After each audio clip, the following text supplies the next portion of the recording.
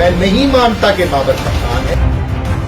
हमारा कप्तान कप्तान नहीं है। मैं बाबर आजम को कप्तान नहीं मानता।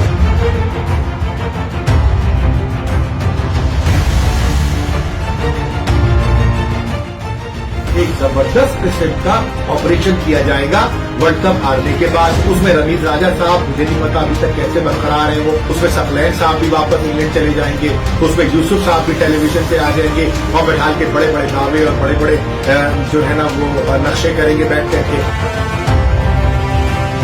मैं सुबह 10 बजे जो है वो 17 बंदे यलगार कर देते हैं पीसीबी में, जैसे कि कोई एफआईए का छापा पड़ता है। ना आप अपना कंप्यूटर घर लेके जा सकते हैं, ना आप अपनी वर्ल्ड कप की टी शर्ट मैं घर लेके जा सका, ना मैं लोगों को खुदा हाफिज कर सका।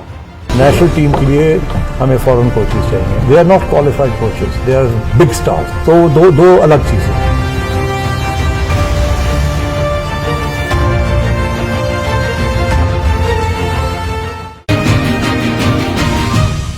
बिस्मिल्लाहिर्रहमानिर्रहीम। इय्याका नअबुदु व इय्याका नस्तईन।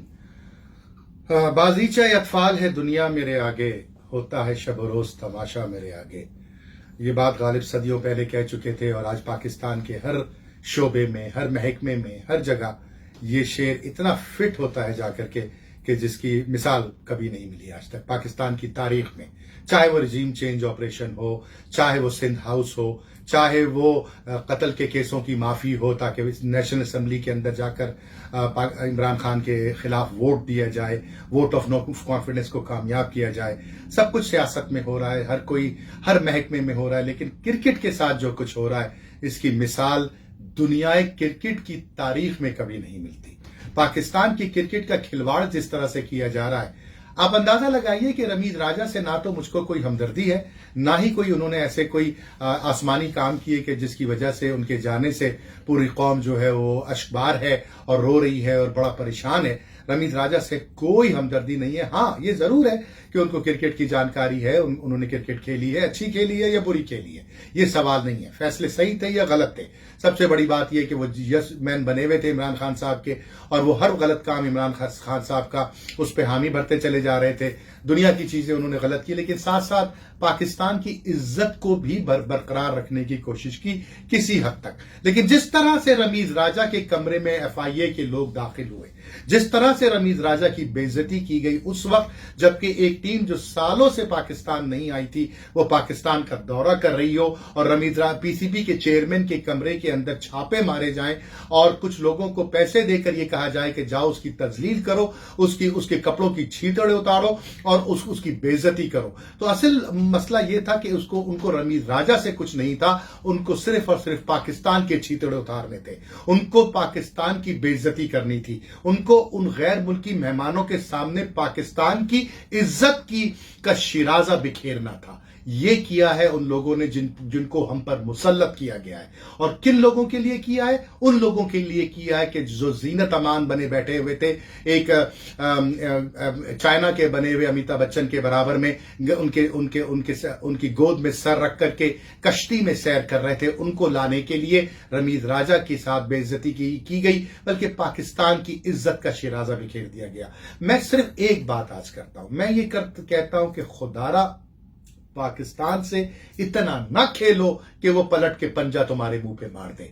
जब बिल्ली को भी कमरे में पंजा बंद करके मारा जाता है तो एक वक्त आता है कि वो पंजा आपके मुंह पे मारती है। और ये वो वक्त आ गया है पाकिस्तान कौम के ऊपर कि तुमने इतना पाकिस्तान कौम को जलील किया है, पाकिस्तानी होने की इतनी बड़ी सजा तुम लोगों ने दी है, चाहे वो वजीर आजम की सूरत में हो, चाहे वो वजीर दाखिला की सूरत में हो, चाहे वो वजीर सेहत की सूरत में हो, चाहे वो वजीर आजम की सूरत में हो, चाहे वो पीसीबी के सदर की सूरत में हो, कि अब ये कौम तुम्हारे मुंह पे पंजा मारने को तैयार है। हमें रमीज राजा से कोई हमदर्दी नहीं है, लेकिन उस ओहदे से हमदर्दी है जो पाकिस्तान की नुमाइंदगी करता है, जो पाकिस्तान के अंदर क्रिकेट को फरोग देने की कोशिश करता है। वो ओहदा हमारी नाम है, हमारा पहचान है, हमारा सब कुछ है। तुमने उसको हटा दिया। 20 सीरीज में वही हिसाब है कि निकाह पढ़ना शुरू हुआ और आपने दूल्हा बदल दिया। 20 सीरीज में आपने कोचिंग स्टाफ को हटा दिया, आपने फला को हटा दिया, आपने चीफ सिलेक्टर को हटा दिया।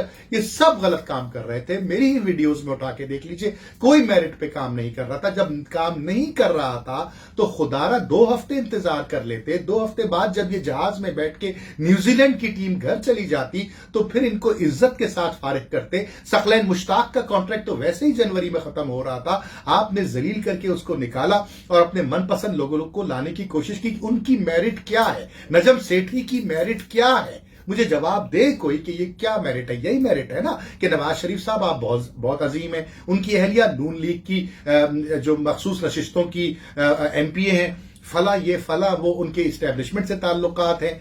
खुदारा पाकिस्तान के साथ खेलना बंद करो। तुमने पाकिस्तान की बोटियां नोच डाली, अब फिर वापस पलट के चले आए हो। मेरी आज की वीडियो का मकसद सिर्फ इतना है कि खुदारा अल्लाह की लाठी बेआवाज होती है, उससे डरो। पाकिस्तान है तो तुम हो। अब बात कर ले थोड़ी सी क्रिकेट की। बाबर आजम ने 166 रन बनाए, बहुत बड़ी बात है, लेकिन पाकिस्तान को जीतना है। मुझे बाबर आजम के 166, सरफराज के 86, फला की आगा सलमान की सेंचुरी, इनसे कोई गर्ज नहीं है। मुझे सिर्फ एक लफ्ज से गर्ज है, पाकिस्तान जीत गया। ये लफ्ज चाहिए मुझे बाबर आजम की बैटिंग से, ये लफ्ज चाहिए मुझे सरफराज के बल्ले से, ये लफ्ज चाहिए मुझे अबरार की बॉलिंग से। लेकिन अगर उसके बावजूद इतना सब कुछ दुनिया के रिकॉर्ड तोड़ दिए, उठाइए अखबारात तो उनके खासतौर पे इनका जो इनका स्पोक्स पर्सन है जग अखबार, उसमें लाइन से खबरें लगी हुई हैं कि फला ने इतने अच्छे काम किए, बाबर ने ये रिकॉर्ड तोड़ दिया, उसने ये रिकॉर्ड तोड़ दिया। कहीं ये नहीं लिखा कि पाकिस्तान कोई मैच नहीं जीता है।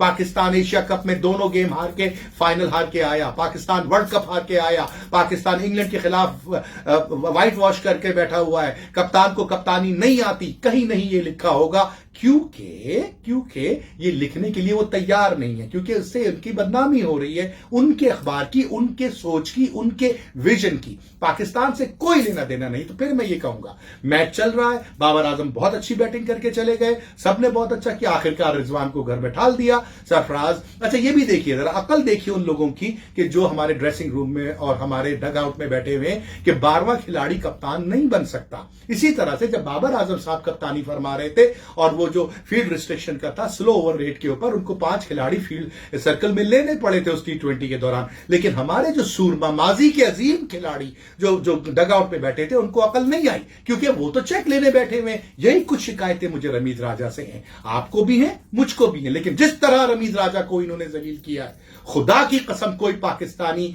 इस तरह की बेइज्जती का हकदार नहीं हो सकता। और जिनके लिए किया गया है उनके माजी दागदार हैं। वो पाकिस्तान के साथ जो कुछ पहले कर चुके और अब करने जा रहे हैं वो भी आपको पता है। खुदारा पाकिस्तान की हिफाजत कीजिए, वरना यही वो पाकिस्तान है जिसकी वजह से आप और मैं सांसें ले रहे हैं। और आपने अगर इसकी हड्डियां भी खाना शुरू कर दी ना तो दोबारा गोश्त नहीं चढ़ेगा और आप हड्डियां खाने पर आ गए हो। अल्लाह से डरो, खुदारा उस बेआवाज लाठी से डरो। आज कप्तान कौन है तुम्हारा? सरफराज है ना कप्तान। कैसे बना ये कप्तान? वो अपनी चालें चलता है, अल्लाह अपनी चालें चलता है। पाकिस्तान जिंदाबाद।